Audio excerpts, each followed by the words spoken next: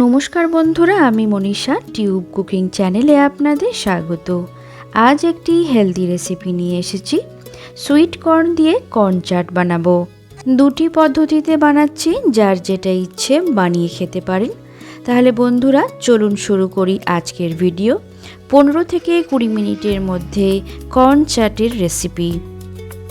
আমি এখানে 200 গ্রামের একটু কম সুইট কর্ন নিয়েছি। অর্ধেক অংশ ভাগ করে 2 ধরনের চাট বানিয়ে দেখাবো।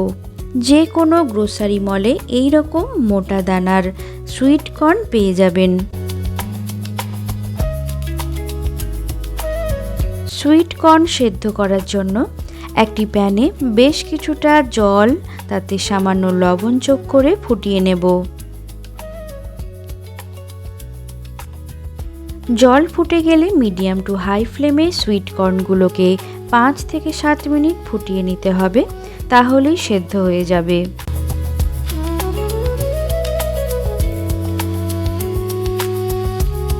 সেদ্ধ হয়ে গেছে, এবার ছাঁকনি দিয়ে ছেঁকে নেব।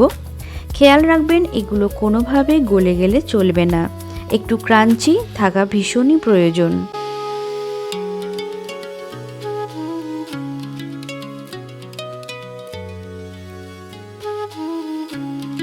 প্রথম রেসিপিটা বানাতে সুইট কর্ন হালকা গরম থাকতে হবে এবং এটি সম্পূর্ণ নিরামিষভাবে তৈরি হবে।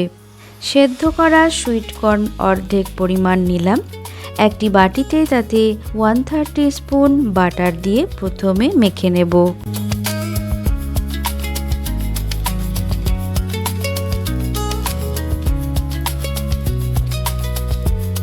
মাখা হয়ে গেলে মশলা যোগ করছি। খুবই সামান্য পিঙ্ক সল্ট বা বিট লবণ, গোলমরিচ গুঁড়ো, একটু চিলি ফ্লেক্স এবং 1/2 টিস্পুন চাট মশলা, সঙ্গে অল্প ধনেপাতা কুচি ও কয়েক ফোঁটা লেবুর রস। সব কিছু ভালোভাবে চামচ দিয়ে মিশিয়ে নিলেই তৈরি হয়ে যাবে প্রথম রেসিপি বাটার কর্ন চাট। এটি নিরামিষের দিনেও খেতে পারবেন, গরম গরম ভীষণই সুস্বাদু লাগে খেতে। আরও অর্ধেক সেদ্ধ করা সুইট কর্ন নিয়ে নিলাম বাটিতে। এবার স্যালাডের বিভিন্ন রকম সবজি নিয়ে নিন। আমি এখানে নিয়েছি শসা কুচি, টমেটো কুচি এবং পেঁয়াজ কুচি। এক্ষেত্রে বাটার ব্যবহার করতেও পারেন, তবে আমি এখানে ব্যবহার করিনি।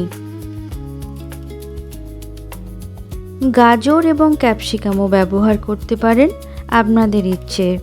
ঝাল এবং ফ্লেভারের জন্য কুচনো কাঁচা লঙ্কা, 1 চা চামচ চাট মশলা, 1/3 টিস্পুন বিট লবণ বা পিঙ্ক সল্ট, সামান্য চিলি ফ্লেক্স।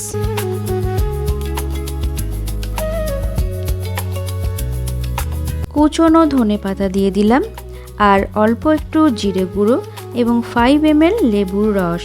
সব কিছু ভালোভাবে মেখে নিন।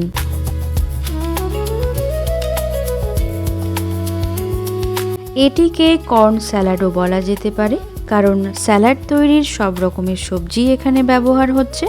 ওয়েট লসের জার্নিতেও এই রেসিপিকে ইনক্লুড করতে পারেন। তাহলে বন্ধুরা তৈরি হয়ে গেল আমাদের আজকের 2 ধরনের সুইট কর্ন চাট রেসিপি। বিকেলের দিকে এই ধরনের চাট অসাধারণ লাগে খেতে। আজকের মতো বিদায় নিচ্ছি, দেখা হবে পরবর্তী পর্বে। ভালো খান, সুস্থ থাকুন আর টিউব কুকিং চ্যানেল দেখতে থাকুন। বাই।